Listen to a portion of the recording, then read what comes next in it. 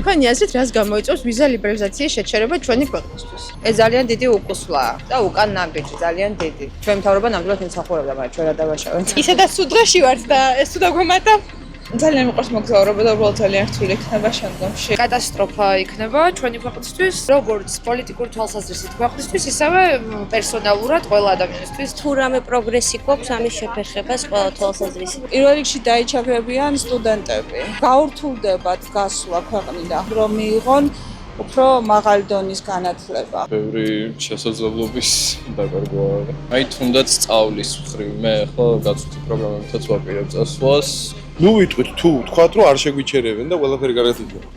ძალიან ცუდი იქნება. შავ თეთრად ვიცხოვრებთ და არაფერი საინტერესო აღარ მოხდება ჩემი აზრით. ჯერ რამდენი ემიგრანტი აქვილო წასული და იქიდან არჩენენ ოჯახებს და ეს კიდე რა თქმა უნდა ის ეკონომიკის ზრდას რო იზრდებიან ეგ შემოსული თანხაა და ეს თუ გაჩერდა ქვეყანა ჩერდება.